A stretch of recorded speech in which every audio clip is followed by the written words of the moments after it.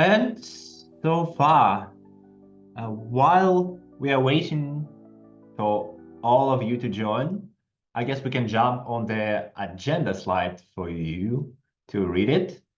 And I can briefly go through what is planned. I guess all of you already read it during the webinar registration, but in any case, just to cover what is happening. Okay, now we have a recording. Wonderful. Yep. So we are covering mathematical reasoning for LLMs in general. I will cover the introductory slides regarding the applicability, why do we need it, and in general, challenges we are facing here. Then we are slowly go to the auto-formalization methods for mathematics, trying to cope with some of the problems we outlined, and then moving to the expert level data collection. Toloka famous for, but today our partner, wonderful Gradarius, are helping us to cover this part, especially for mathematics, their profit on. Then we are trying to apply this collected data and make an effective benchmarks, helpful to develop new models. And when we have these wonderful benchmarks, we can apply them to training new models, to measuring the performance and boosting the mathematical abilities. And last but not the least, our partners from Stevens Institute of Technology and from Gradarius are helping us with the practical applications, especially within the academia and academic framework, just because it's a Stevens Institute.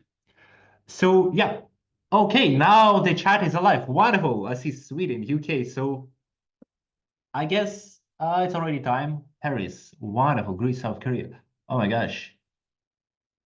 Is it? I guess it's late. Too late for.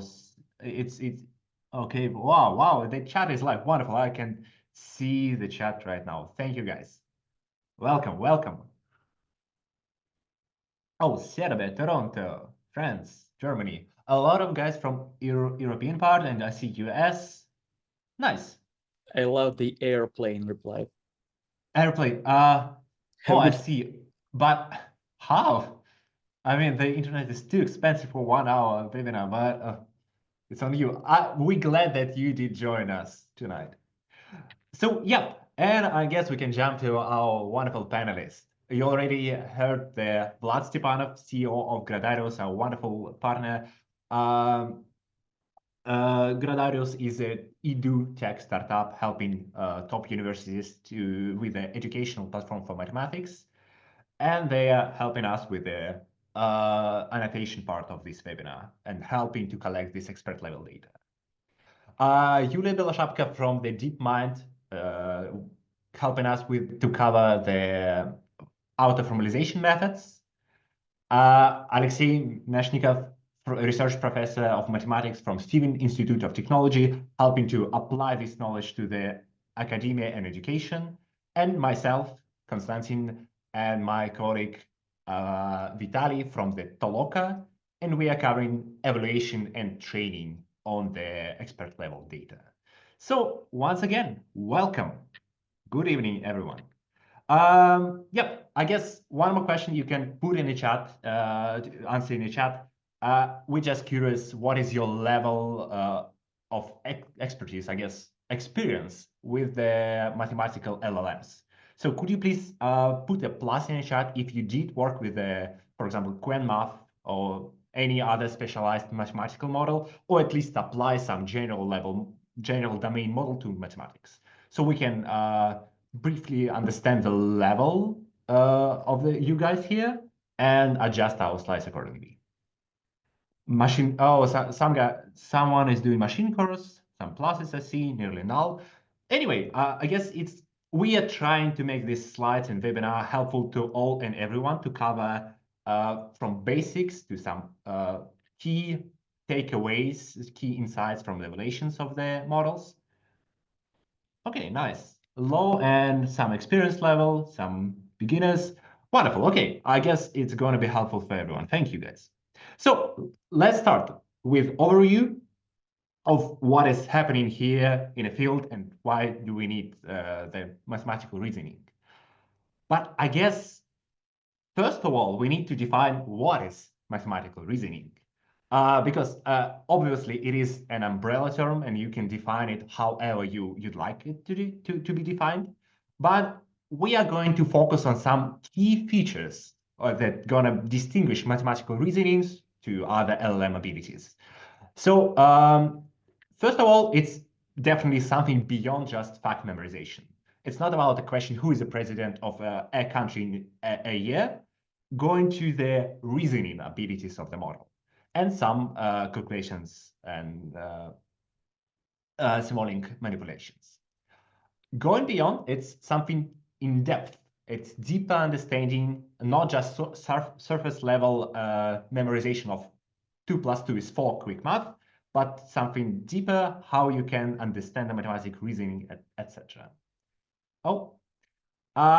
Also, the mathematics and mathematical reasoning is a nice proxy to overall reasoning capabilities of LLMs. There are papers, for example, one of those outside here, which research how the training on mathematical data influence other reasoning abilities of the model. As a spoiler alert, it's increased within the reasoning abilities and logical puzzles, etc. And moreover, it's something deeper than just remembering the right theorems. It's knowing how to apply it, what is the most effective way and the place to apply some specific techniques and theorems. So yeah, okay.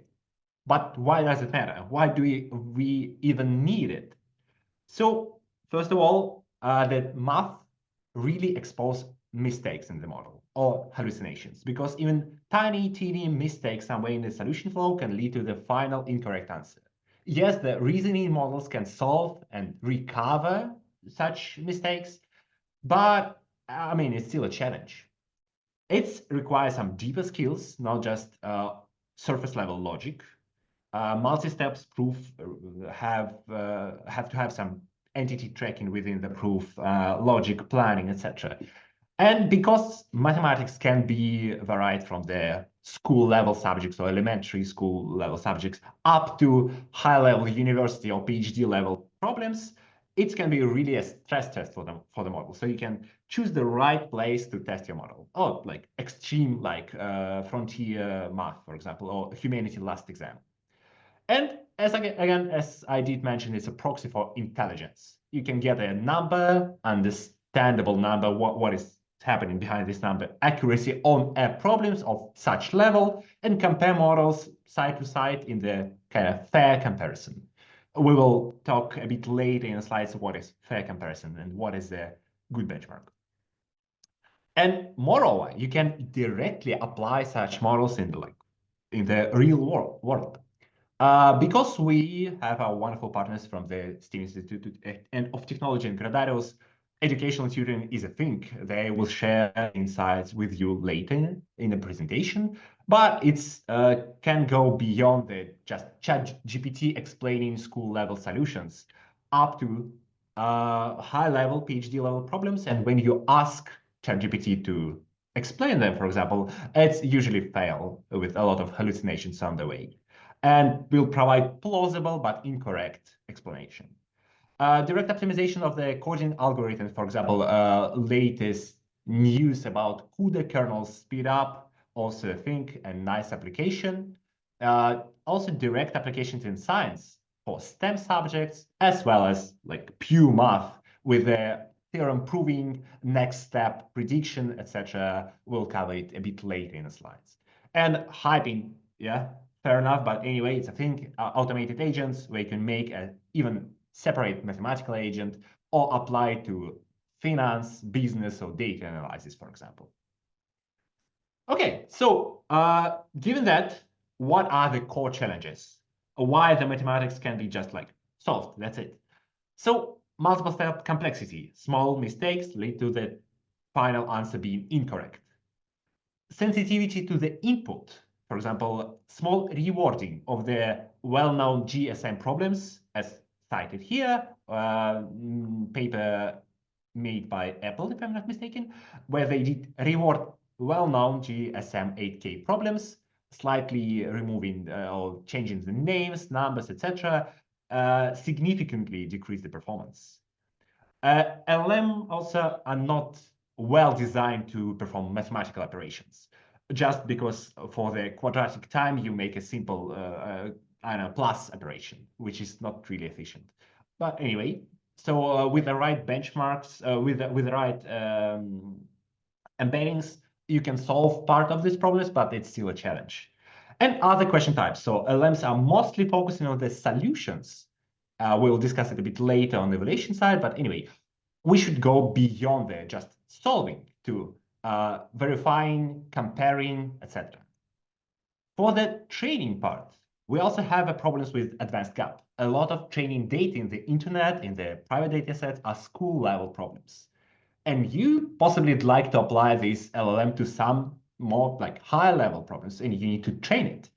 Moreover, when you are directly apply to the STEM problems, the performance again drops with the applicability not extremely high here. And the problems with evaluation, you have this practicality gap. You either have small benchmarks, for, a large benchmark for school level, or small benchmarks for frontier level math, for example, Olympiads, but they are not really comparable with the real world applications or university level applications. And benchmark leakage, of course, common data sets are already in the training set, and that's a big problem. And some spoiler for you, we'll discuss this example in details a bit later in slides. Vitaly will help me. But so the setup is the following. The model, in this case, Claude, are asked to validate the solution by other LLM, given solution and the correct final answer. So it's tasked with a chain of thoughts prompt to extract it, compare it, and give the final answer whatever they are matching, so whatever the solution is correct. So in this case, spoiler alert, these two lines are equivalent, mathematically equivalent, but LLMs have this conservative thinking. Looking at the two examples and seeing them slightly different, the LLM just gave up. But okay, we'll discuss it a bit later. And even with the state-of-the-art models, here's a short table, not like really extensive. There are a lot of wonderful models here, but even the top models struggle to solve high-level math, at least perfectly. So, for example, math dataset already saturated up to 100% or so, but university-level mathematics, like our dataset UMath, stands for university-level math, we'll discuss later today, is still not perfectly solved, even for best thinking model O1 at the moment. And the image problems are also a challenge for state-of-the-art models as well. Yep, with this in mind, with these challenges, we are going to the auto-formalization in mathematics and trying to solve some of the problems. For example, this comparison problem in the example below. And Yulia, the floor is yours. Thank you, Kostya. So hi, can you hear me? Yes, wonderful. Perfect. Hi, I'm Yulia. I previously worked as a postdoc at ETH Zurich in theoretical math before transitioning to AI. Currently, I work at DeepMind, and last summer, we released AlphaProof agent, which was able to solve international mathematical problems. And today, I'll mostly talk about training models that can do mathematics, that can solve problems. However, it's also important to keep in mind that we have to be able to evaluate them. So kind of now with the rise of all these reasoning models, it's very important to be able to properly evaluate them. Next slide, please. There are two fundamentally different approaches to all these thinking models. There's like formal and informal approach. I'll cover in depth formal one, and at the end, I'll just briefly touch upon the informal one. So what do we mean by formal approach? There are different interactive theorem provers such as Koch, Isabelle, Lin, and all of them, they are providing environments in which you can encode and verify your mathematical proofs programmatically. So Lin is based on dependent type theory. You can think about this as some sort of sophisticated computer assistant program that would tell you whether your mathematical proof is correct or not. Next slide, please. So here's this very simple example of a very kind of simple statement that P is a prime number, so P is even if and only if P equals 2. This is how it's going to look like in Lean. So at the beginning, you would have this theorem. After by, there comes a proof. You would have a very short proof, 3 tactics. So in Lean, everything is a tactic. You can compose your own tactics as well. And RV here stands for rewrite. So you just rewrite 2 times. At the end, you just arrive at exact equivalence.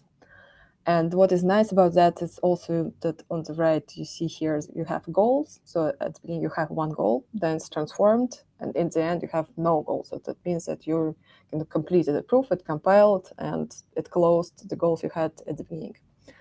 So this is kind of a nice environment for reinforcement learning. Just kind of at every step, you would have immediate feedback from Lean. What's left to prove, and also there your proof compiles, that would mean that it's mathematically correct. Next slide, please. So why is Lean becoming popular? So there's like many reasons for that. One of them, Darren Stow is promoting it in his blog. And he's making a point that nowadays mathematics is very specialized. There's a lot of niche areas, people specialize in them. And it's sometimes it's hard to collaborate. So Lean can be a kind of formal language in which everyone speaks. And then it would enable some sort of like splitting a large project into sub-projects and areas and enable synergies between different areas, different mathematicians. There's also this last theorem project by Kevin Buzzard. So just kind of they want to formalize the proof of the last Fermat theorem, which is a great project. If it happens, it would widen the dataset formula mass that we have. Next slide, please. So in the formal world, we have this perfect verifiability, but unfortunately, data is scarce. So it's just if we talk about tokens, it would be something like hundreds, thousands of proofs, as opposed to hundreds of millions of proofs in natural language. But natural language is not verifiable, as opposed to the formal one. So the question which naturally arises here, can we enjoy the advantages of both worlds? Next slide, please. So imagine we have a model that perfectly translates from natural language to Lean. That basically unlocks all this data which we have in human language. Because currently, as Costa also mentioned, we have these final answers. So basically, we can ask a model to generate traces, and then if we have a final answer, golden one, which we know is correct, then for every trace, we can just parse out final answer and see whether it's correct or not, and then we would mark the whole trace as correct. But for like in general, for proof-like data, like archive, like textbooks, we don't have a signal like that. But if we had a formalizer which can translate from natural language to Lean, then we have this perfect signal, perfect reward, which is not hackable.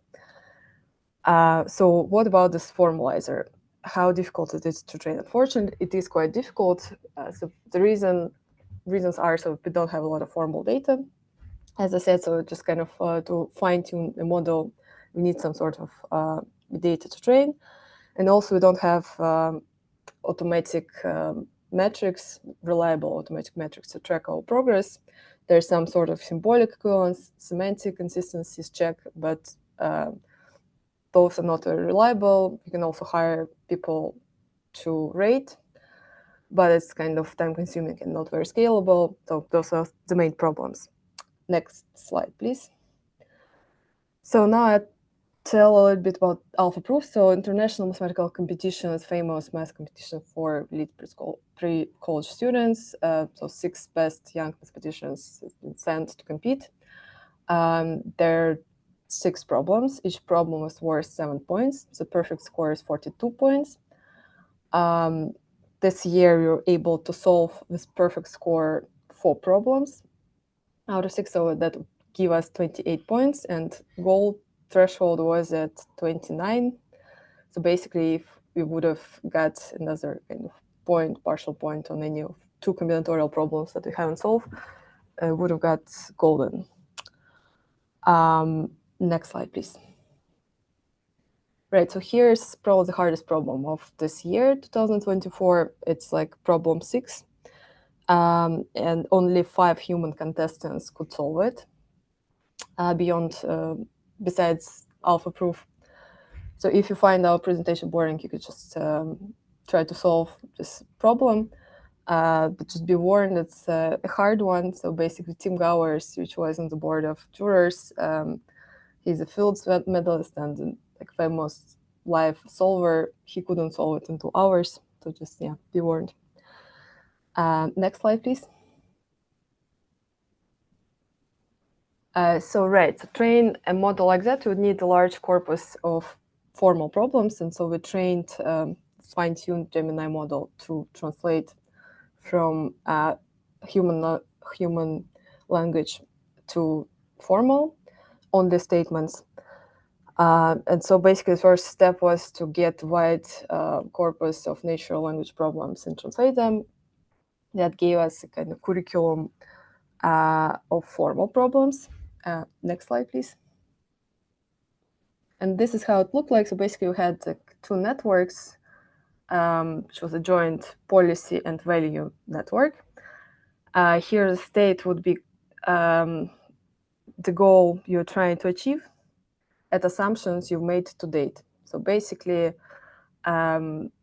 value function would tell you how good is the state, how far you are to real proof, and the policy would output an action. In this case, it's going to be a tactic, which you apply and get to the next state.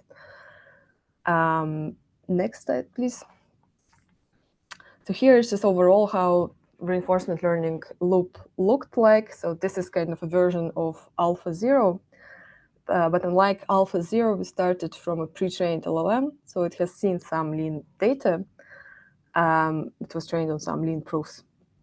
And here we had this corpus of informal problems. We used supervised fine-tuned Gemini to translate from informal to formal. And then basically we ran some Monte Carlo tree search on the solver network. If we were successful and solved it, so we added the proof to the training data and update the weights of these 2 networks. Overall, it gives us at the end, so basically we trained this REL until the end of June before the competition, and at the end it was able to solve approximately 40% of all historical IMOs. Next slide, please. So now I briefly talk about the informal one. So basically, Kostya also told about this natural language approach. So people put a lot of effort into training verifiers. So process reward models, different versions of Monte Carlo tree search and rollouts, but typically all of those are hackable. So kind of when you try to score intermediate steps, it's hard to make it right. One way to go about it is just kind of to look at the trace and look at final answer and mark the whole trace is correct if final answer is correct. This is kind of much better than just kind of scoring the traces. And Toloka UMass is kind of a benchmark which is great for this purpose. You can do whatever real post-training you want to do. All this state-of-the-art open reasoning models such as DeepSeek do that with their group relative policy optimization. But beyond the REL and post-training, it's also just kind of very important on its own, because with all this advancement in reasoning models, it's very important to just evaluate them. And kind of all these existing benchmarks are nearly saturated. So it's great to have new, hard, unleaked benchmarks. So yeah, I'll stop here. Thank you. Okay, yeah, thanks a lot. It's a great job you shared here. And I really love this, not the golden, but slightly before the golden medal score, because it shows a great result. And at the same time that you have a great room for improvement and get this gold medal. I don't know, it's really inspiring for me. I love it. Yep, so, oh, sorry. Guys in the chat, ask you to ask a question in the chat if you're interested, and I will redirect them to the speaker. And with that, we are going to the data collection part. So when you have some challenges with auto-formalization methods, and sometimes you need just like verify with the humans or collect the problems with the humans. So Vlad, the floor is yours. Yeah, thank you, Konstantin. Thank you, Yulia. Yeah, as we discussed previously, data needed always to just verify what you're doing, to train LLMs, to basically, in each and every case, we need data. So let's discuss a bit how we are collecting the data. But to start, a few words about ourselves. I'm representing Gradarius. Gradarius is this edtech company which specializes in teaching university mathematics to university and high school students. We have a vast amount of data about students, their solvability, their solving patterns, but also in the core of that, we have just problems, mathematical problems, calculus, integration, stuff like that. For each and every problem, we have not only the final answer data, but step-by-step solution data. And having such basically treasure here allowed us to quickly produce this benchmark, which we'll be discussing later. We did this together with our longtime partner, Stevens Institute of Technology. And the rationale behind this was, well, we know something about teaching students. And what is an LLM, if not just this large metal not alive, but still digital student. So we wanted to look into that into more details. Next slide. Just brief overview of how data collection pipeline works in general. So first step is data design.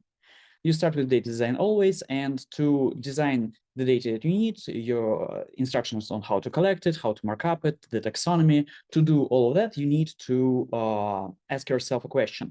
What do you want to get from this data? Do you want to train model? Do you want to evaluate something? Do you want to just have an example? So you need to understand your end goal. When you did that, it's important to look exactly at the end of the process and to think about how will you evaluate the quality of data that you got. So you don't only want to get as much data as possible, and sometimes you don't want as much, you need just some data. You also want to ensure its quality. And in recent times, we see that, well, in the beginning of this LLM era, we thought that the more data, the better. But now we see, and as Yulia showed us, we need not just any data, and we don't need just as much as possible. We need the specific high quality data. So we need to think about how we will assure the quality of the data set. When it's done, you need to think of with ways of how you'll get this data. And here I'm not talking about parsing the data from the open sources. I'm talking about generating new previously unseen data. So to generate this, you need either a generation by experts or synthetic data generation. Usually it's a mixture of those two techniques.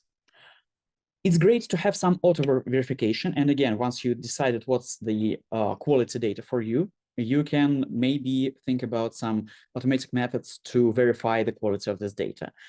Once you verified something automatically, to be 100% sure, it's better to verify everything by experts if you have time for that and if volume allows for that. And in the end, and the last part usually goes into, because, well, if experts find some mistakes, you sometimes want to just throw the data into the bin, and sometimes you want to do something with the data and double check it and maybe recover it from being unsuitable for you. So from this general approach, let's proceed to our specific case. Yeah, here we, for this UMath project that we talked about briefly, we gathered the data from Gradarius. And again, to start before gathering the data, we need to understand the questions that we wanted to answer. And for us, the questions were the following. First of all, we have these two large parties let me say that, behind, not behind, just in the open right now. Either someone is saying that LLMs are useless, they hallucinate all the time and so on, or the notion is something like, well, we are in this AI era and everything changed dramatically. We need to change the way that we're thinking. We wanted to be more detailed here. We want more nuance. Other than this general question, we just wanted to understand how this should affect our educational strategy. So we are an educational product. We wanted to use LLMs. We are using LLMs now, but we wanted to understand whether or not we are doing this in the right way, whether or not we are applying the right tool to the right problem, basically. So these are the questions that we had. Next slide, please. Yeah.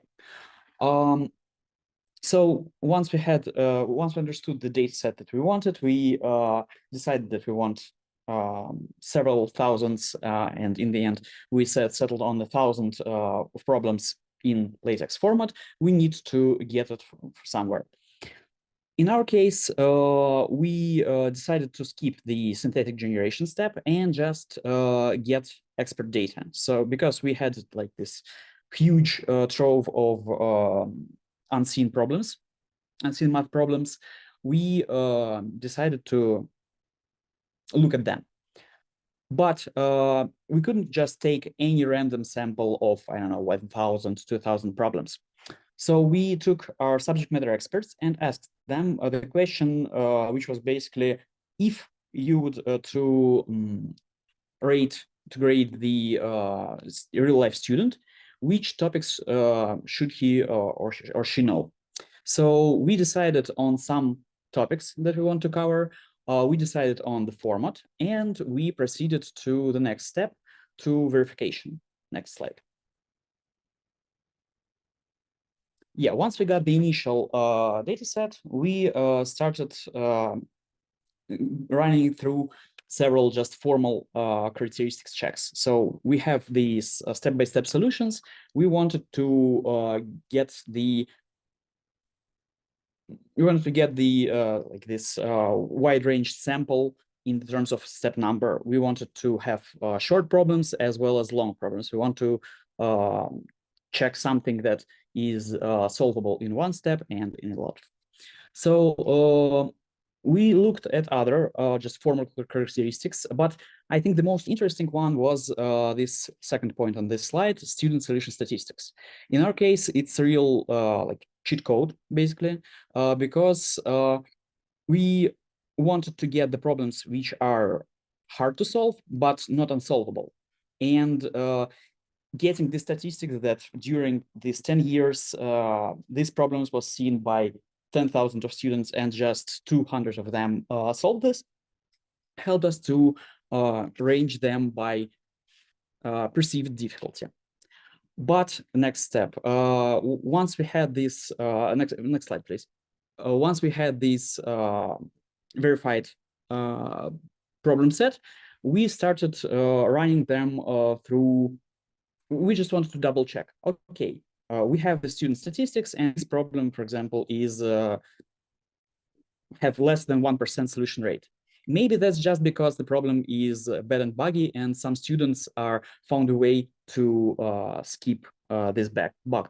So we gathered experts and we got them to verify these suspicious problems. By this, we wanted to salvage the content that we had because, again, we wanted to have, we didn't want to throw out suspicious problem just because they have too low success rate or something like that. So we did the verification and edits, and we were in cycle. And in the end of that, next slide, we ended up with the data set, which is seen by real students with step-by-step reasoning solutions and not just final answers, with expertly checked problem statements and solutions, and with a very diverse set of topics covered. So we cover everything from high school level to basically year 2 of universities and colleges. Overall, there are 900 textual problems and 200 visual problems. And here you can see some examples of the problems which we got in this process. So gathered this data, we could now proceed to next step. And next step was the evaluation. Yeah, great. Thank you. Thank you for covering that. So I see the question about how do you guys ensure that not leakage of these problems, but I guess you did cover it during your slides about generated problems. I also see a question about how LLMs are good in the solving geometry right now. We are not covering, as you can see, among these topics, geometry at the moment, more than you have an example on the slide. But I guess LLMs are okay based on the different researches in solving geometry. There are multiple data sets for geometry training and solving, but we are not covering it tonight. Yeah, and it's And important. also, Sorry, go about on. geometry, just a quick remark that basically geometry problem can be usually stated in algebra terms. And if you can do some formalization step like Yulia showed us, you can just formalize geometry problem, convert it to algebra problem, and then you can solve it as an algebra problem. And LLMs will show later are pretty good in algebra. Okay, so also a question about the difficulty level. It's varies for the pre-calculus. Obviously, it's more of the later school or university or college level problems. And for the, for example, integrals, sometimes you have this size of the answer for the integral, which I'm judging as pretty high level.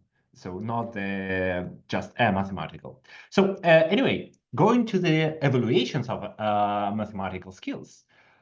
First, again, I'd like to set a background. Why do we need to evaluate on the mathematics? So again, we already did discuss it's pretty important. You can directly apply it. Jobs depends on the mathematics.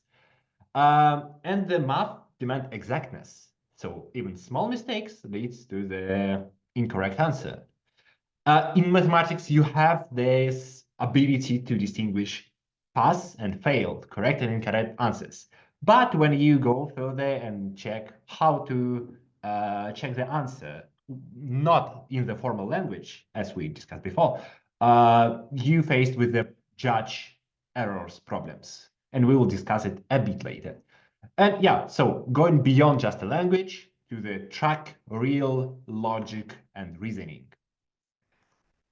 And briefly covering what kind of benchmarks you can expect here. The existing multiple choice is the easiest and fastest to score, but there are biases and problems for models to see all the answers during the answer generation and being able to hallucinate in the correct, the most plausible answer direction, I would say. But they're most convenient to check because you just compare the numbers. Open-ended, I mean, free-form answer, where it's more realistic but much harder to score. You need to measure the mistakes of the judge itself or the judging system, for example, Wolfram or Gradarius mathematical engine. Or you can go to the formal theorem proving, like Lin-Cork. It's the best thing you can do to compare the mathematics, but it's much harder to set up. And as we discussed, there are no perfect translators between the natural language and formal language. So still not really convenient to test. Also, there are splits like visual and multimodal input diagrams, charts. We did include in our benchmark, UMath stands for University Mathematics, we mentioned before, and we'll discuss later. The tables, which are harder to understand, also try to include those one.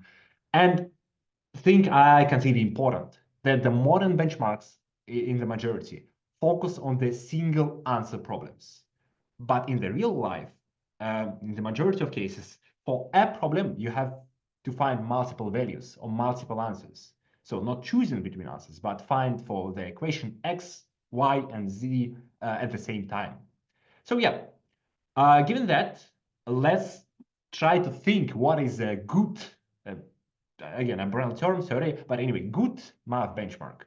So not leaked in the public data as the popular benchmarks, and because of that, we will discuss later, the models have this gap in the new and old data in the performance on them. Robust, not hackable in a way, so there is no single trick model can employ. Within different difficulty range, a bit of easy problems and a bunch of hard problems, so you can track progress of the small models and at the same time to track progress on the big top-tier models. And that's a problem with the frontier math dataset, for example. That's great data set, but it can compare only the top-tier thinking, reasoning models and unapplicable for a small one. So yeah, also you need to understand how you will evaluate, what is the mistake rate, error rate of this evaluator, judge. How sensitive is it? And it should be diverse and real world examples. We try to focus on this one. And here are quick survey. It's not really extensive list, but to give you overall picture, either you have pretty large test sets like GSM-8K or math data sets, wonderful benchmarks, but they're focusing mostly on the school level problems, either pure school level problems or like competition levels, school level problems. And a lot of them are leaked online, so the models already saw the problems. Multiple choice, we already discussed that. Just easier to set up, easier to test, less problems here. Sorry. But again, it's the scores are much higher for the multiple choice benchmarks. Competition sets are extremely challenging and extremely applicable to the top tier models comparison, but you cannot compare small models. And the test sets are usually around 300 samples, which is not really robust. And again, humanity last exam also worth mentioning here. So we thought about this and collected a UMath, University Math dataset. Before mentioned topics, 6 topics, and 20% of the visual tasks, so charts, graphics, etc. Open-end problems, and one problem and at average have around 2 answers needed to be extracted. So 2 values or the 2 features of the graph, etc., etc. And it's a real course material provided by Gradarius. So, and I will try to keep this slide a bit longer for you to find your favorite model on the chart.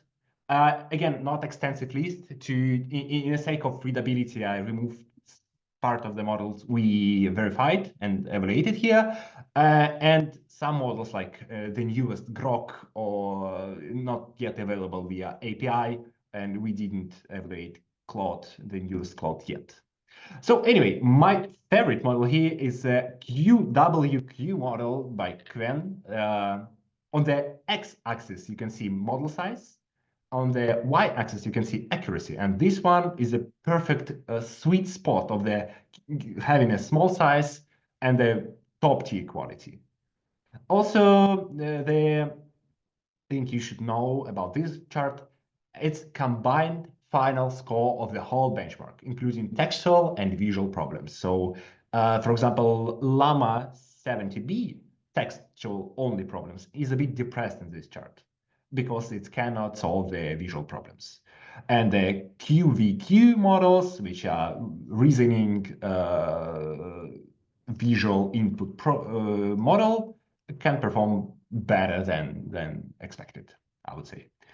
So, yeah, what are the key takeaways from this evaluation? So, reasoning is a standard thing, and it gives a tremendous accuracy boost. 10%, 10% points just for using the reasoning model, which is wonderful. But in the sake of burning tokens, of course. The visual task, even for top models, are still much harder. Around half of the problems can be solved only by the top tier O1 model with a visual input. Open source and proprietary models gap is small for text only problems, but much larger for visual input. And the visual encoder reduce the quality. Also, my really favorite model among the small one is a Qwen Math model 7B. It's a small, I mean, relatively small model, only 7 billions, and performing on the level of the GPT-4o, which is like wonderful. And yeah, so when we mentioned the evaluation, we did evaluation of the free-form answers using GPT-4o because it's widely available and you can like test yourself your data or your model on this data set using this model. And so the problem is, what is a mistake rate? So we collected a subset of the generated solutions, correct answer, and a final label, whatever this solution is correct. And the potential judges are asked with a chain of thoughts, given time to reason, whatever, they asked to verify whatever the solution is correct and give the final answer, yes or no, as in the example you saw before. Yeah, and what are results? Again, the table is not full here. I was trying to put here only the most interesting models. Find your favorite one here.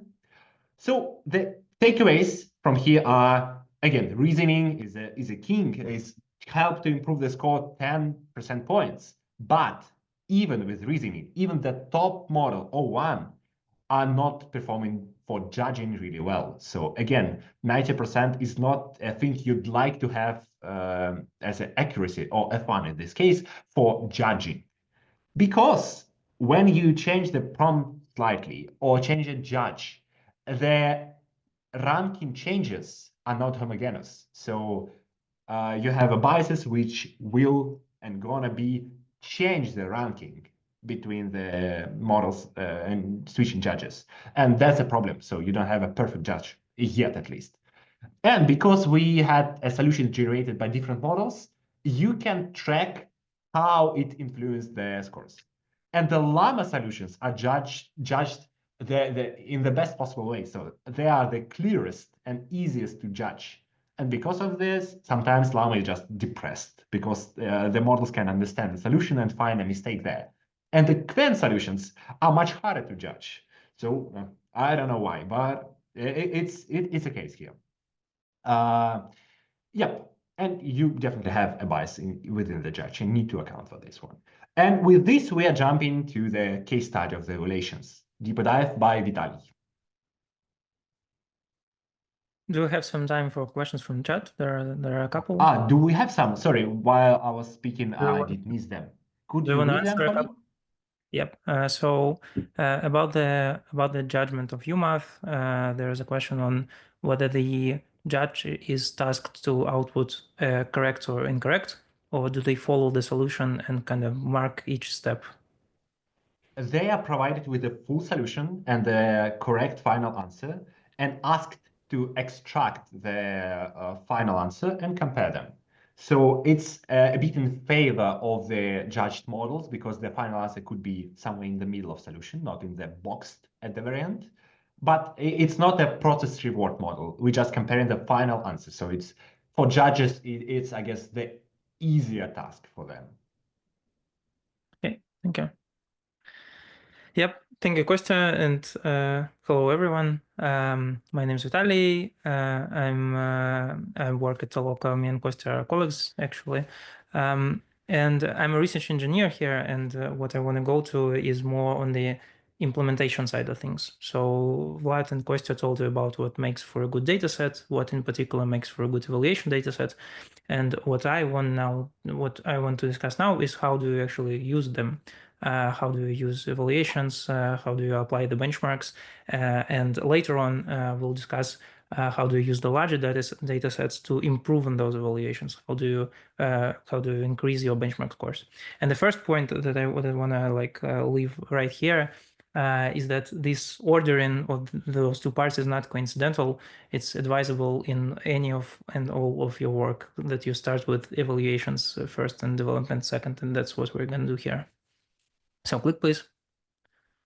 And this is kind of the core statement for this part, the soul, if you will, is that a benchmark could only ever be as good as your use of it. It's like the saying goes, it's not the size that matters, it's how you use it. And this very much applies to the size of the benchmarks and to the robustness of the benchmarks and the difficulty ranges of the benchmark and all the essential properties that Kostya told you about. Click, please.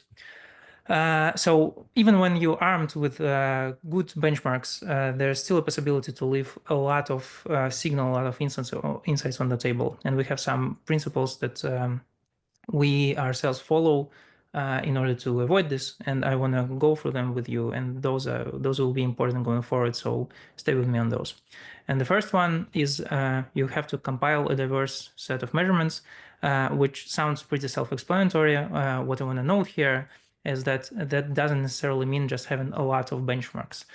You could, for example, identify meaningful subsets within those benchmarks. Like with UMAF, for example, as Kostya and Vlad described, we have our problems spread out across 6 different university subjects. And it probably makes a lot of sense to not only score the model on the integral benchmark, but to also attend to the scores on each of those subjects separately, which is just like an instance of a more general idea that you should attend to the query distribution of your benchmark. You can try to study it, to visualize it. It's usually very informative to attend to the query distribution, right? Apart from that, you can use different metrics. You can use behavioral characteristics as your metrics. Like there is more to this beautiful world than only using accuracy. You could, for example, instead of looking at the final result of your model, you can look at the output length distribution. Like some models are more verbose, some less verbose, and it gives you some signal to use. Okay, so once you have those measurement sets, you got to make sure that you can characterize and understand each of those. And understanding a measurement is at least as important as simply having it. Because, well, your job is now to make sense of all those measurements. And if you have one that you don't really understand, this is a net negative for your analysis. Like imagine, for example, you have 2 models and a certain benchmark, and they have a certain ranking on this benchmark. And there's another similar benchmark where the ranking of those models is reversed. Now you have to kind of reconcile this, right? But to do this, you have to understand those measurements. Like perhaps if you change a word or 2 in your prompt or change some other inconsequential thing, the rankings become flipping. So it's not really as contradictory signals. Those are just pure noise. And you've got to be able to answer those questions, right? So once you have those diverse set of measurements, all of which are well understood, you can realize them. You can gather data points.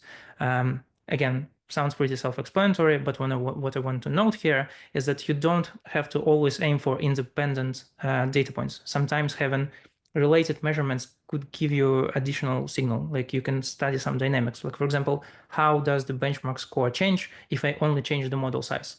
Or if I tweak the data mixture ever so slightly, how does this particular change affect the final score? So once you have all of that, you're ready to like draw interpretations and make inferences. And the thing that I want to highlight here is that the way to frame this is to make concrete, tangible statements once you can act upon. Like, for example, this model is less safe than this one. And the reason for this framing is that once you have such a tangible statement, you can then go on and either robustly disprove it or confirm it. It's just easier with statements such as this. You want to kind of pursue this scientific methods here of testing conjectures. So click, please.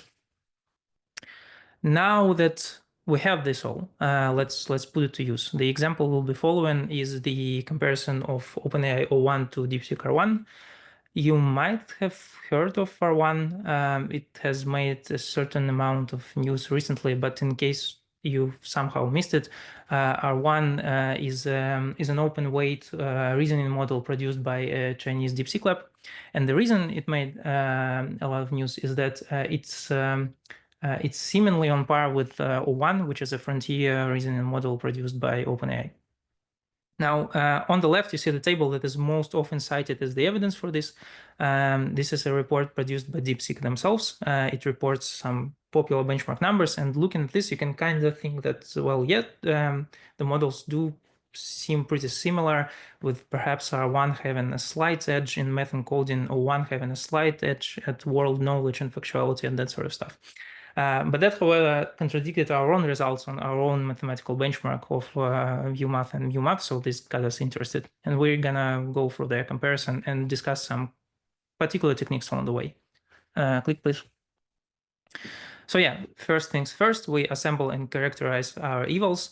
This is a good example of how assembling them together actually helps with characterization. Like, for example, in the first row, if we place UMath right beside the mathematical benchmarks used in DeepSeek report, what immediately stands out is that UMath is the only one that's a niche subdomain. Like Kostya discussed, the conventional mathematical benchmarks are either on the high school level or on the Olympia style contests, and UMath is the only one in this combined table that is on a university curricular specific problem. So it's kind of a niche subdomain. So what we have here is we have a ranking where R1 is better, but once you go into a niche subdomain of mathematics, this flips. Right. Once you recognize this pattern, you can test if it like persists, and we do find it persistent with coding. Like, for example, either is a benchmark that represents specific niche within coding domain because it's code editing in a number of different languages, and the conventional approach is from scratch generation in Python. And here again, with the more conventional benchmarks, you see R1 based in O1, but this flips once you go into a less conventional niche. You can also like reverse the direction. You can, instead of going from evals to characterization, you can start with characterization and go find the evals that satisfy it, right? So if UMath is a niche subdomain, MuMath could be characterized as sort of a unusual domain altogether, an unusual skill, right? Judgment is a more unusual skill than problem solving. So if we go and look out for other evals that can be characterized as unusual domains or unusual skills, we find that all of them, and those are listed in the third row, all of them agree with the MuMath scores. So altogether, what we have is the following observation: like R1 seems to be based on O1 in coding and math. However, this flips when you either go into a niche subdomain or into an altogether unconventional domain and skill. What this suggests is not like approximate performance parity with some accents. This suggests that R1 has lesser generalization compared to O1. Click, please. Okay, so we have our concrete, tangible statement. How do we test that, right? A possible approach is to like ask yourself, what would we expect were this true? Like from the standpoint of lesser generalization, we would expect R1 to not only perform worse on niche subdomains or like unconventional domains, we would expect it to actually perform worse on those exact familiar test suits if we update the tasks to the newer, fresher, unseen ones. And if you go and look for any evidence of this, you find that this does indeed happen. So for AMI 2024, the numbers reported by DeepSeek, we have R1 being better than O1. But if you go into the newly released AMI 2025, you see that this flips again, and R1 loses a lot in performance, but that's not true for O1. Click, please. So what we've just done depended on us like kind of extending our analytical context, right? Extending our landscape. And we've achieved it by bringing other benchmarks in. Now, we could have instead went for bringing a lot of other models into our UMath and MuMath benchmark. And my claim is that we would have arrived at the same generalization conclusion. So watch this. On the left, we have a chart displaying the solving UMath accuracy on the left and the judgment performance, the UMath F1 score on the right. Now, if we go from the bottom part of the chart up to the top, we can see that problem solving and judgment are increasing together, but only up to a point, after which there is an inverse correlation. What this pattern suggests is that there emerges a trade-off between problem solving and judgment skills. And trade-offs, when you encounter trade-offs, those exactly signal like some sort of generalization problems, right? This means that you can't increase in both skills. You got to trade one for another. You got to, like, in a sense, specialize in either this or that. And then we can see that with the newer generation of models, with the reasoning models, we break out of this trade-off. So the reasoning models display greater generalization. Now, an important observation is that if you look at this step delivered by the reasoning models, you can see that O1 delivered a similar step later down the road. So from this, we would see that not only does O1 beat R1 in terms of generalization, it actually beats all the recently available reasoning models. What this also means is that studying this trade-off in more detail will allow us to study this generalization phenomenon more broadly beyond just O1 and R1. So let's do this. Click, please. Now, when you want to study something in more detail, a technique that works surprisingly great is actually looking at your data. And if you do this with model responses from all the models from the previous chart, we can see this trade-off we've been discussing glancing through. It can be characterized as the trade-off between domain-specific reasoning and general reasoning, general coherence and instruction following.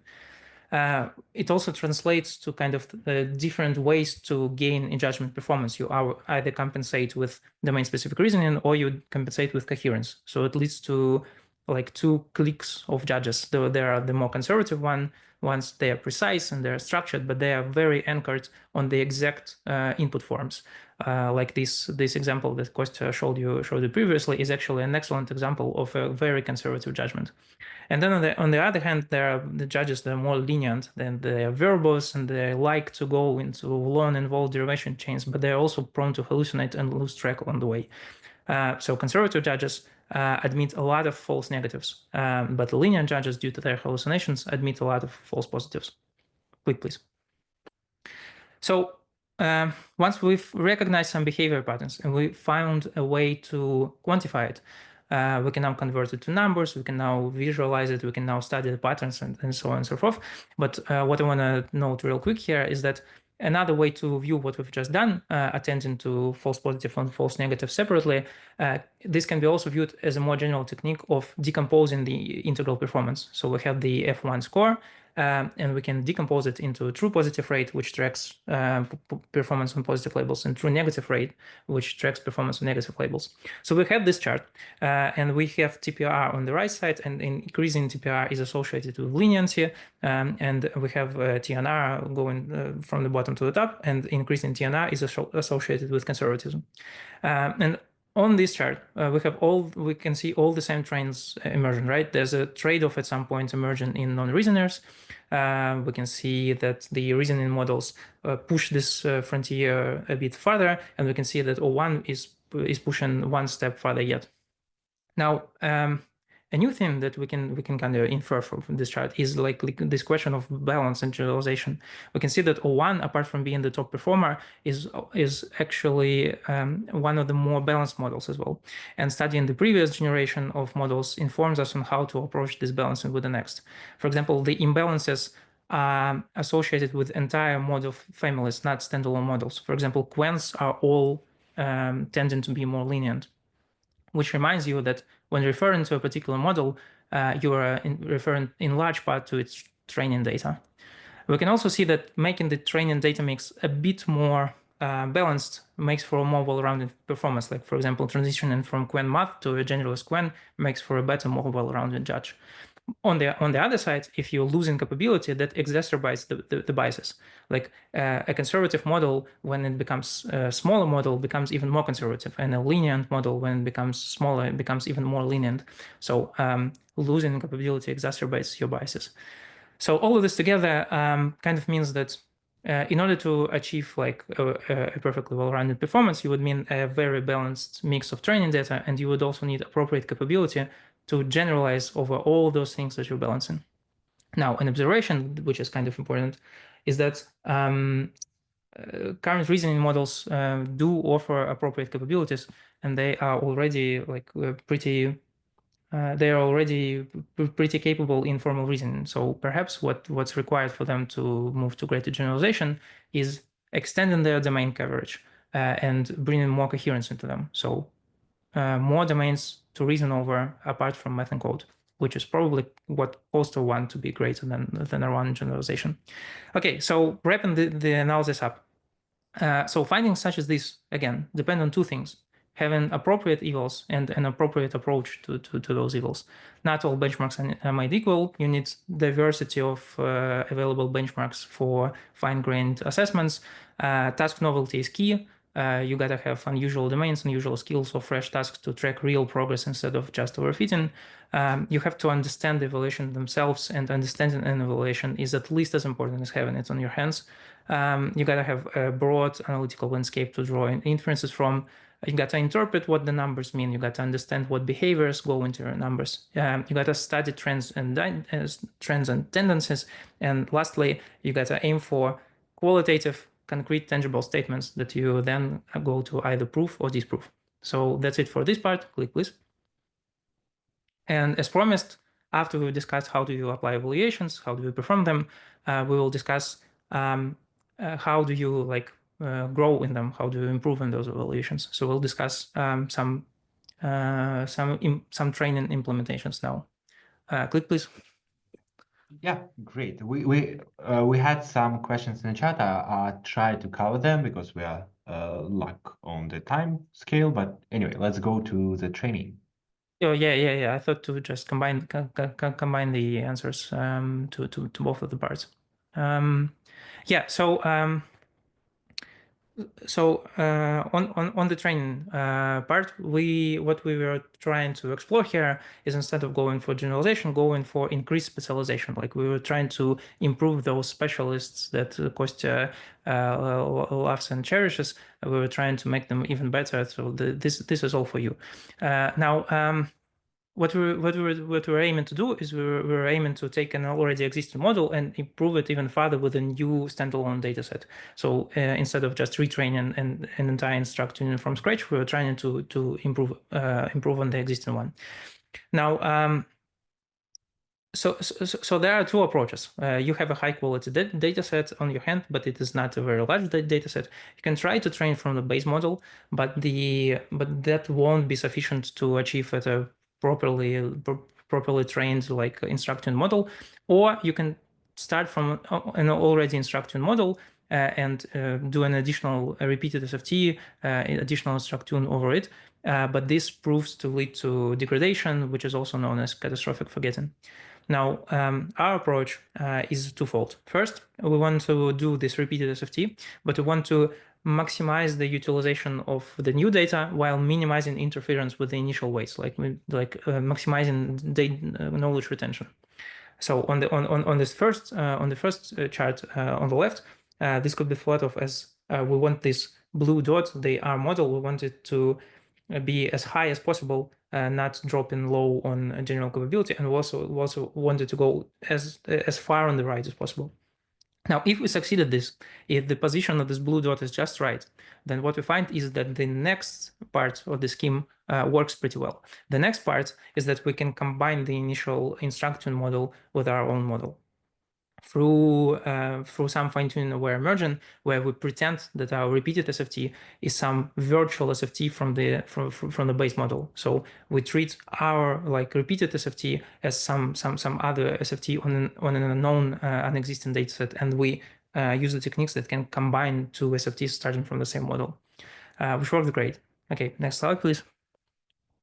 So before we go into training techniques, first things to do is to process your data, and here are some key things to do for reasoning-oriented data preparation. So we have this data set of math problems, correct answers, and reference solutions as well, which are pretty valuable because they are domain expert produced. Now, what we do with reference solutions is we synthetically augment them with more intermediate steps and more comprehensive explanations, which is really required for SFT training, because you can have a very valuable data point of a very complex problem, and then the final answer is just 42.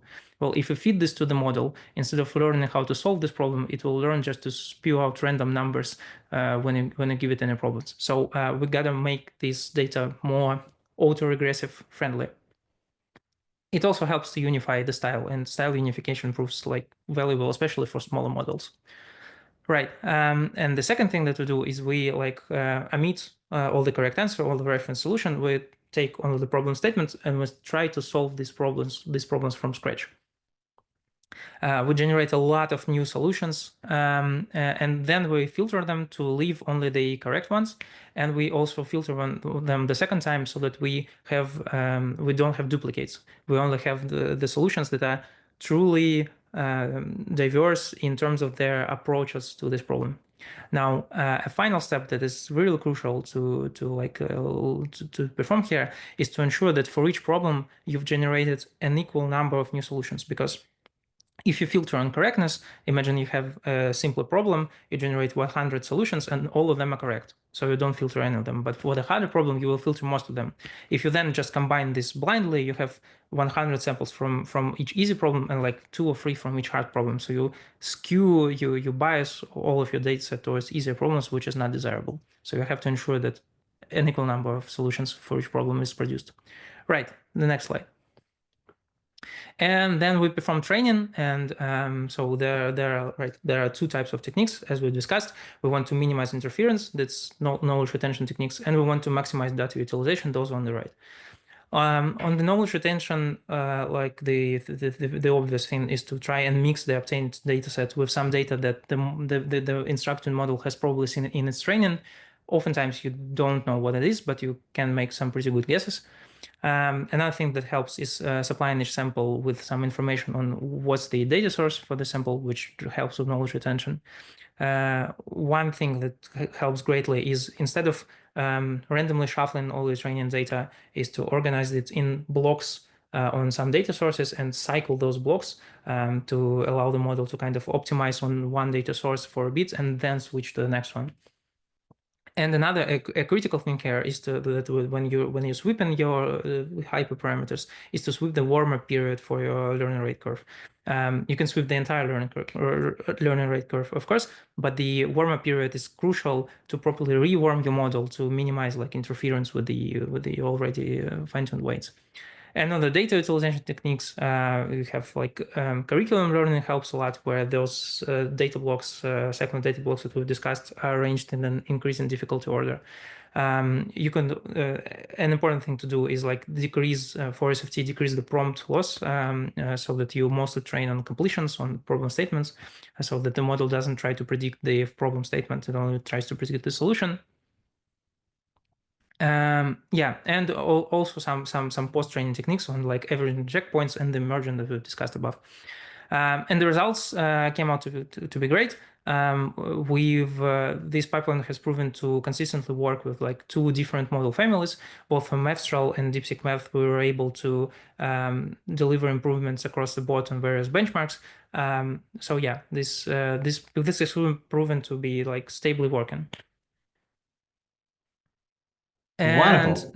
Yeah, Yeah. sorry if I interrupt you, but yeah, wonderful. Thanks a lot for covering this, Vitaly. And we are a bit out of time, but we still covering the real world implications of these LMs. And Vlad, please, floor is yours. Yeah, thank you everyone for such a great overview on what's going on with the LLM performance and how to improve it. But we are doing this to do some real life tasks. We are doing this to answer some real life questions and to do something with them. Next slide. So our question was basically, can we put AI behind the driver's wheel in terms of education? Maybe we are now at this point where we can yeah, where we can, spoiler alert, where we can give AI just all the tools and say each and every student should just communicate with the AI and everything will be great. So as we see now, not so much. And it's important to look into the details, because in the details, we see that, for example, some topics like algebra, LLMs are pretty good there. Still not 100%, but we are getting closer. Because of some fundamental specifics of LLMs, I'm not sure that we'll ever get to 100%, but still we are close to these numbers. But if you go to more specific domains, more high-level domains like integral calculus, differential calculus, the performance drops dramatically. We see here, some improvements from reasoning mode, and that's great, but still we are not in the position where we can just give LLM the driver's wheel and hope for the best. So what can we do? Next slide. For us, the real scheme here, which we are using, is this combined approach of LLMs plus these specialized tools, strict deterministic tools. In our case, we have this math engine underneath the Gradarius, which powers all math computations. And what we are doing here is taking user input, we are parsing it, we are deciding what the user's intent, and LLMs are great with helping with this specific task, gathering the intent. Afterwards, we do the routing. Math problems, math tasks go to math engine. More like explanatory questions and so on go to LLM. LLM can talk with math engine to augment its responses, but it's critical that for now, at least, we need some deterministic tool to cover the hardcore math. But yes, we don't have the 100% completion rate for the benchmark, but still it's important for us to have this benchmark because it allows us to understand that, well, right now we are not there, but when will we be there? We can just look at this updating leaderboard and see that, okay, so one day we'll see that algebra is solved. The next day we'll see a differential calculus and so on and so on. And the other point is, since we are still asking LLMs to use math engine to solve their users' problems, so solve user requests, we still need LLMs which understand math at least to some level to correctly use the tooling. And we see that the better LLM is at solving math problems, the better it is at just using tools to solve math problems. So right now, for example, we are transitioning from OpenAI's GPT 4o model to a mixture of Google Gemini 2.0 and some pre-trained internal models. Yeah, next slide. And we are doing that to give you context on what we are doing with that. We, again, we're not giving the AI full responsibility here. We are using AI as this translator, augmenter between student and hardcore math. So, for example, when student student is giving some rough version of answer, for example, forgets the derivative sign or I don't know, mixes up a variable name. In formal terms, he won't be right. But if we want to play as this good teacher, we are able to understand that this is just a typo and not a real problem. And LLMs are great at that. So our smart correct feature is based on that. Also, LLMs are great at contextualizing the feedback. So instead of just saying, you made this mistake, we can look at the problem context. And for example, the text you see below is partially generated by our engine and in other parts generated, co-generated by LLM. Also, we are using LLMs for content authoring. Again, we have content, we have the essence from our experts, but we need to translate it to our internal format. And here, LLMs are great at this. So yeah, for now, if you're building some educational product, you can and should use LLMs in a lot of scenarios. Just don't believe that they can do everything. And well, as famous IBM handbook said, the saying where computer cannot be held responsible, so it should not hold managerial decision. And here, LLMs cannot be responsible. You should be responsible and use those technology responsibly.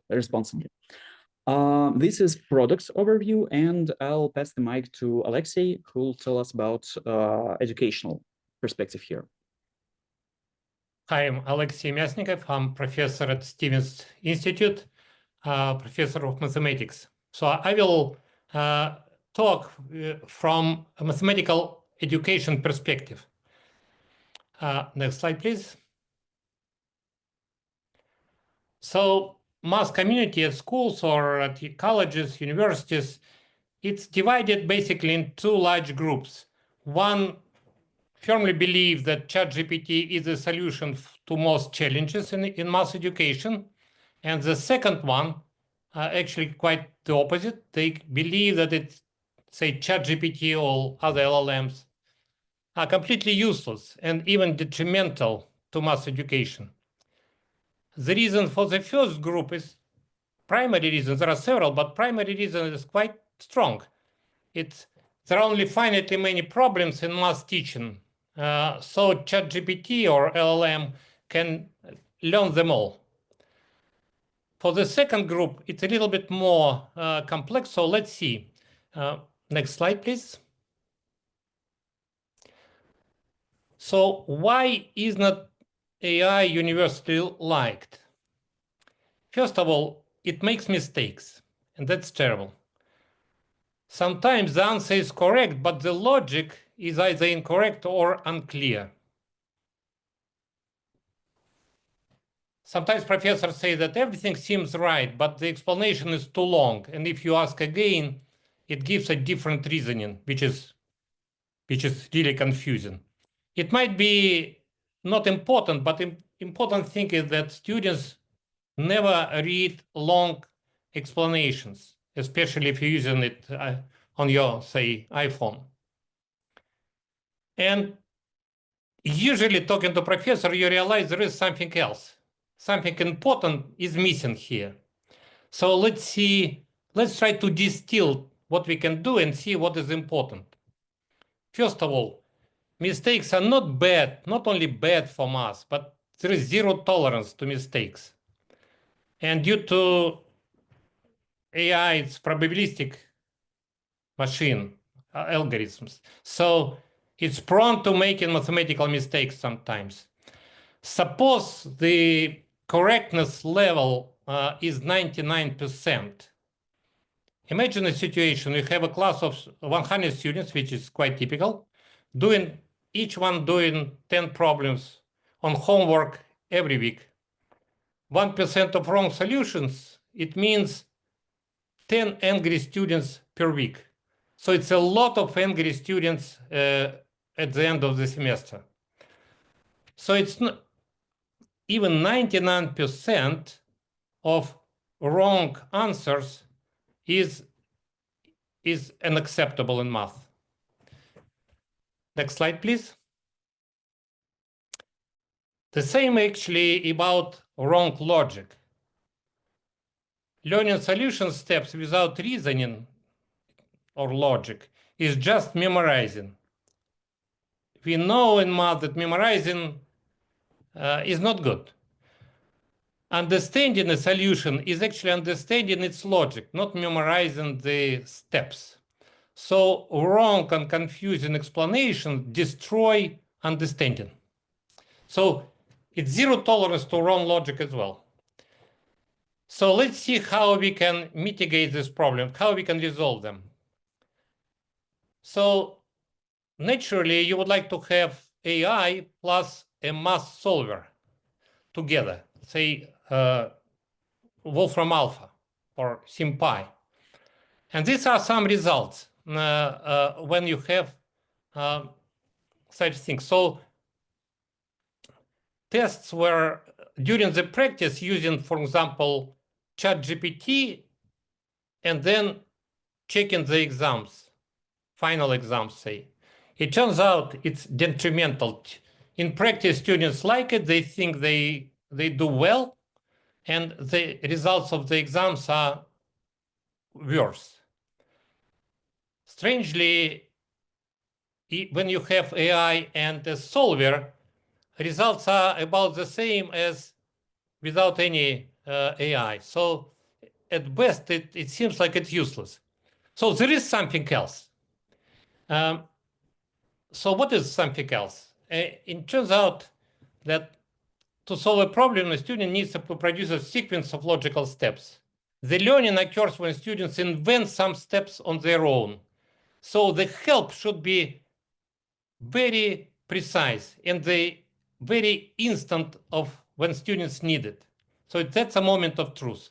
So you need to have AI plus math solver plus math tutor. Next slide, please. So to see the progress of AI, you need to see not only correct answers, progress in correct answers, but quality of explanation. There is a big problem here that it's absolutely new sort of theme in mass education. There are not very many good metrics for this. Next slide. Okay.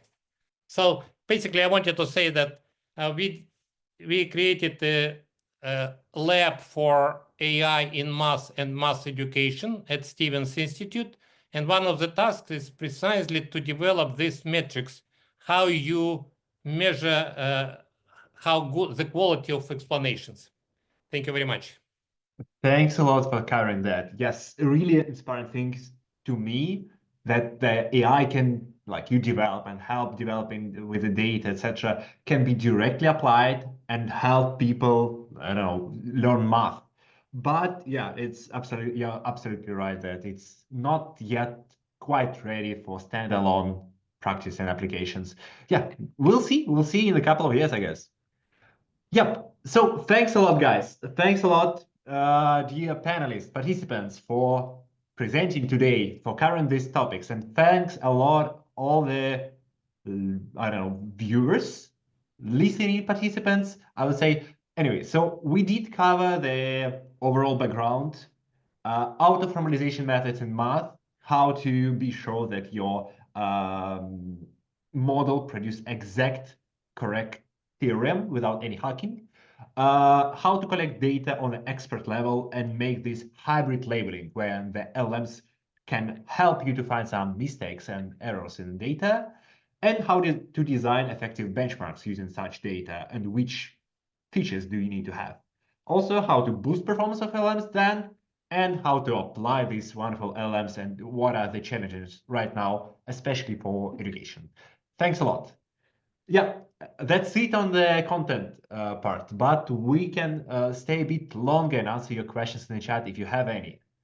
In any case, we are happy to see you on our blog, another webinars or at Toloka in our fellowship program. If you're interested in one, please Google just Toloka fellowship program and you will get on our landing. Or if you're interested in data, you're also highly welcome because we are specialized on the data for expert level data.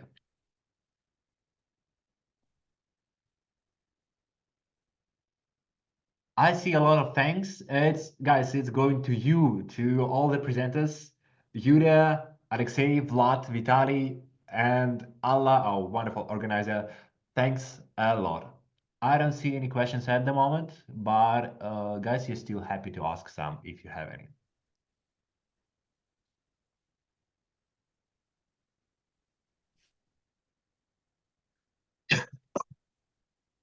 I'm sorry. So, Alexei, I'm just curious if you have a minute. Yep. Like, what is your intuition? How long it will take to use model standalone for mathematical education? How many of years? Like couple, 10, 20? No, I'm over optimistic. So I believe that 2-3 years it will be already a really good tool. Oh yeah, that's true. They at least sometimes they're clever than me. When I check the mathematical problems for benchmarks, I would need Wolfram or Gradarius tool to like check it. Actually, not to solve it myself, but they can sometimes. I see a question that can the question be asked via email or LinkedIn after? Yes, please, sure. You can reach to me to email, and you will have this recording sent to you email, and we have all our names there, so feel free to contact. Is webinar recorded? Yes, it's recorded and going to be sent to you. How do you use math helping bots in school settings? I guess we just discussed it, so you can you can build a educational platform like Gradarius did, and like directly help in the platform when the students type in solutions to spot mistakes, to explain why they're wrong, to use also generative models to explain these mistakes to your students when you found them. But also you can like, it's a whole new area where you can apply. You can generate exams, help students to check the solution, speed up it, explain to the students, help them to prepare, I don't know, two exams. So you name it. Or is it mainly a personal tutor? Think the context matter when developing these tools? Yeah, I'm not sure what is the question here. I guess however you'd like to use it, you're welcome to use LLMs. I would say that in school context or just in educational context, AI and LLMs really shine in task when you give them some example, I don't know, some problem with solution and ask to explain it to you.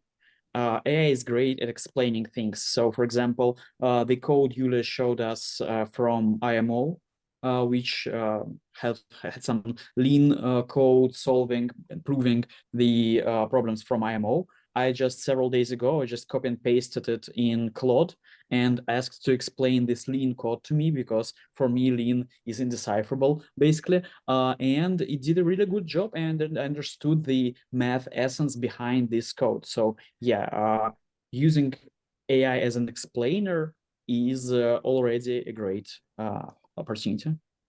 Yeah, I guess that's true. That's true. But also the problem is that like models like ChatGPT or Claude or any model can produce really plausible explanations with the tiny, teeny mistakes in there, and you as a student learning math cannot spot them because you're not experienced enough. And that's really a problem for math learning. At least like for me, when I'm using it, sometimes I spot these I don't know, hidden dummies in the explanations. So yeah. I see a question about auto-formalizations, and I guess that's really a problem. Yulia already mentioned that the auto-formalized data, the double labeled corpus for natural language and the auto-formalized, it's a problem because you can easily, to some extent, convert from formal language to natural language. But the back translation is a problem, the lack of data. So it's ongoing challenge. Yep. I don't see any more questions. So I guess that's it on our webinar. Thanks a lot again, all the presenters, and thanks a lot, all the participants. See you later on the other webinars.